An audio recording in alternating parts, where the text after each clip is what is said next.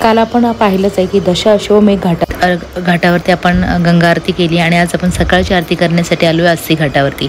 अस्सी घाटावरती आलो आहे. सकाळचे वाजले ते 4:45 आणि आम्ही लवकर उठून सर्व आवरून अंघोळ वगैरे करून आलो. बघितलं तर इथे तयारी चालू होती आरतीची. बघा आरतीमध्ये एवढे दिवे लावलेत पण एकही दिवा, एवढी हवा चालू होती पण एकही दिवा विजला काही नाही आहे. हे विशेष आहे इथे आणि खूप सुंदर असं ब्रह्ममुहूर्तावर ही आरती होत होती आणि प्रचंड असं प्रसन्नता होती वातावरणात आणि खूप सुंदर वाटत होतं. आरतीचा हा अनुभव आमच्यासाठी फार नवीनच होता आणि पौराणिक कथेनुसार शुभ आणि निशुभ या राक्षसांचा वध केल्यानंतर देवी दुर्गा भगवान शिवांची पत्नी यांनी आपली तलवार नदीत फेकली, ज्याला अस्सी नदी म्हणतात. या गंगा आणि अस्सी नदीच्या संगमाजवळ असलेल्या स्थानामुळेच या स्थानाला अस्सी घाट असे नाव पडले.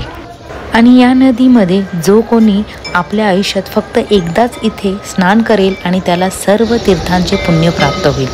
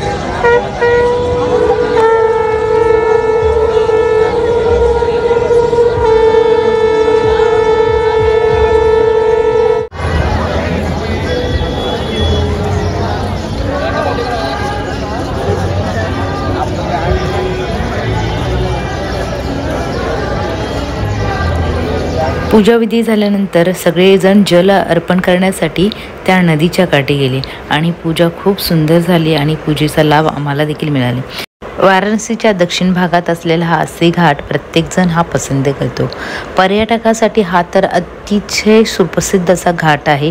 तिथे एकांत घालवण्यासाठी तिकडचे जवळपासचे विद्यार्थी वगैरे तिकडे येतात आणि निवांत इथे आपला वेळ घालवू शकतात. आणि इथे पूजाविधीही केली जाते आणि पूजाविधीतून जो प्रसन्नता, एकाग्रता मिळते. खूप छान तो एक स्पॉट आहे अस्सी घाटाचा. तिथे आम्ही बघितलं तर सिंगिंगसुद्धा मुलं करत होते तिथे बसून. सकाळच्या सूर्योदयाच्या पहिल्यापासून तिथे सगळेजण सिनेरी कलेक्ट करण्यासाठी आपल्या कॅमेऱ्यामध्ये तिथे लोक बसलेली होती. खूप छान असा निसर्गाच्या वातावरणात राहण्याची वेगळीच एक चमक धमक होती तिथे आणि एक अनुभव, सुगंध, वातावरणाचा सुगंध अनुभवायला भेटला तिथे. मी तिथे एक मेडिटेशन केलं आणि मेडिटेशन करून एवढी शांतता मनाला फील झाली. खूप छान वाटलं मला तिथे मेडिटेशन करायला देखील. नेहमीप्रमाणे सूर्योदयाचे दर्शन देखील आम्हाला झालं.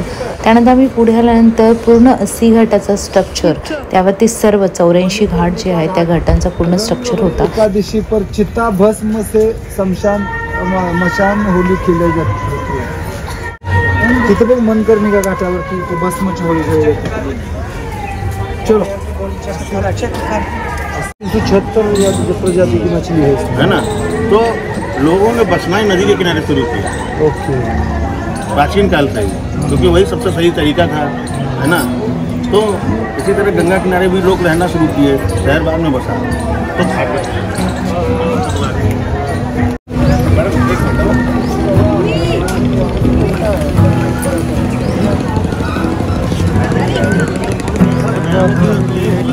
तो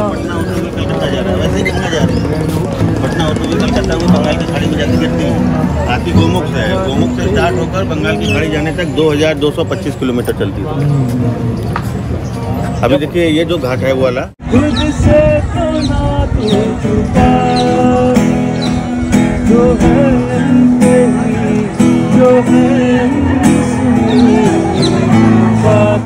अस्सी घाटावरती ते मुलं सिंगिंग करत होते, काय आवाज होता वा। त्यानंतर मी मंदिरात आली, मंदिरात शिवलिंगावरती पूजा केली, तिथे प्रार्थना केली आणि थोडं मेडिटेशन केलं मंदिरामध्ये बसे। खूप असा अनुभव होता, सुंदर असा देवाच्या मंदिरात अनुभव आला मला आणि मला स्वप्न पडलेलं ते माझं साक्षात खरं झाल्यासारखं फील आलं मला ते। आणि त्यानंतर आम्ही तालमीत गेलो, तालमीमध्ये मुलं तिथे कुस्ती करत होते, ते आम्ही पहिल्यांदाच पाहिलं, रिअल कुस्ती ही पहिल्यांदाच पाहिली तिथे। वॉर्मअप पण चालू होता आणि कुस्ती पण चालू होती आणि मुलांना देखील त्याचा अनुभव बघायला भेटला रिअल कुस्तीचा। खूप छान वाटलं। ह्या अस्सी घाटावरचे बरेच असे घाट तिथे जवळपास होते तेही पाहिले आणि खूप असं सुंदर असं वातावरणामध्ये, त्या सकाळच्या वातावरणात एक वेगळीच पॉझिटिव्ह एनर्जी पण होती की तिथे सगळे एनर्जेटिकच कामं दिसली आम्हाला।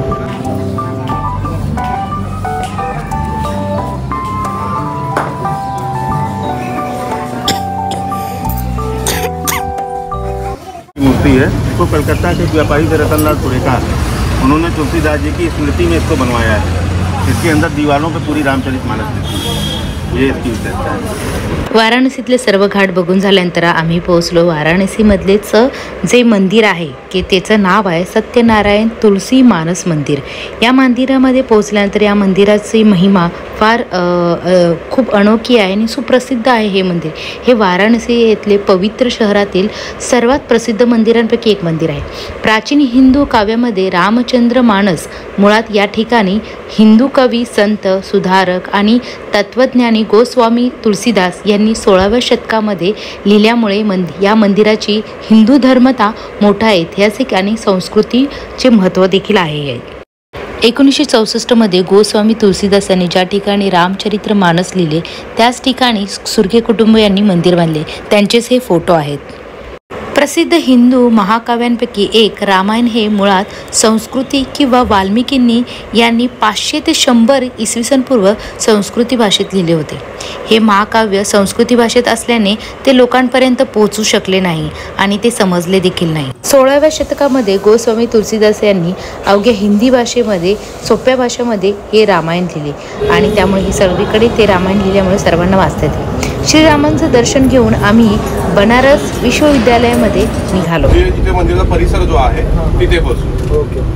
त्याच्यानंतर जे आपण बघणार आहोत बनारस हिंदू विश्वविद्यालय। ओके। एक one of the Asia's largest university आहे, ज्यामध्ये बरेचसे फॅकल्टीज ज्या आहेत या तिकडे आहेत। मालवीयजींनी सांगितलं स्वतंत्र जेव्हा आपण गुलामीमध्ये होतो त्यावेळी ही एवढी मोठी युनिव्हर्सिटी बनवणं हे खूप महत्त्वाचं काम होतं आणि ही युनिव्हर्सिटी कशी बनली, त्यामुळे त्यांनी काय काय कष्ट घेतले हे आपल्याला त्रिपाठी तिकडे जाऊन सांगतो। आता आम्ही बनारसमध्ये पोहोचलो, तुम्हाला दिसतंय बनारसचा बॅनर सुद्धा। बनारसमध्ये पोहोचल्यानंतर तिकडचं जो वातावरण पाहिलं खूप छान होतं आणि जवळच तिथं बनारस रेल्वे स्टेशन देखील होतं, त्याचा बोर्ड सुद्धा दिसला। तिथं दुसरं हा द्वार आहे रेल्वे स्टेशनचा। विश्वविद्यालयामध्ये जाण्यासाठी आम्हाला सूर्य मावळतीच्या दिशेला होता, त्यामुळे वातावरणामध्ये शीतलता होती आणि आम्ही मंदिरात पोहोचलो तर मावळता सूर्य मंदिराच्या वरती दिसला आम्हाला।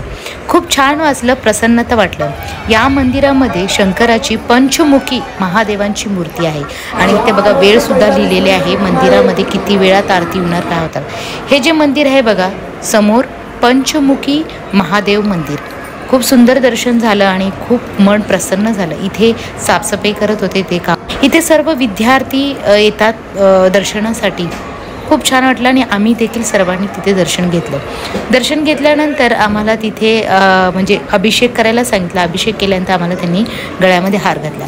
तिथे गेल्यानंतर नटराजची मूर्ती पाहिली, म्हणजे नटराज म्हणजे शंकराच्या तांडवातून जे नृत्य केलं होतं तशी ती मूर्ती तिथे आम्हाला दिसली। मूर्तीला पाहून तरी खूप प्रसन्नता होती। मला नटराजची मूर्ती फार आवडते, खूप म्हणजे खूप आवडते. एक वेगळंच फिलिंग येतं पाहिल्यानंतर. खूप छान वाटली आणि त्यांचंही दर्शन घेतलं आणि दर्शन घेऊन झाल्यानंतर आम्ही मंदिर पूर्ण पाहिलं. मंदिर पाहून झाल्यानंतर आम्ही गेलो बनारसी साडी खरेदी करण्यासाठी आणि कारखान्यात गेलो अगदी आणि साडी कशी तयार होते हे तिथं पाहायला मिळालं.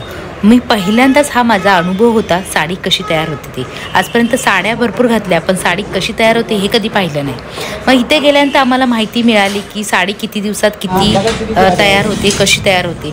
तर त्यांनी म्हणले 3 महिने, 4 महिने, 6 महिनेसुद्धा लागतात. साडीवर डिपेंड आहे कोणत्या प्रकारची साडी कशी बनते.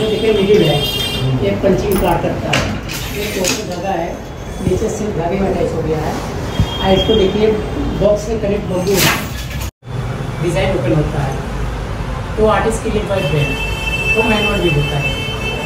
अब इसको बनाने में मोर देन मंथ. देखिए सर डिज़ाइन गाड़ी से रूम ऐसे. साडी कशी बनते हे बघून झाल्यानंतर आम्ही साडी खरेदी करण्यासाठी गेलो आणि खरेदी करताना अनेक साड्या आपण बघितल्या. त्यामध्ये मला 2 साड्या घेतल्या, सासूबाईने 1 साडी घेतली आणि ड्रेस पीस मुलीला घेतली. अशी आमची छान शॉपिंग झाली. शॉपिंग झाल्यानंतर आम्ही बिल केलं आणि आमच्या हॉटेलवर परत जाण्यासाठी आम्ही निघालो. तुम्हाला 3 ठिकाणची माहिती कशी वाटली ते नक्कीच मला कमेंटमध्ये सांगा.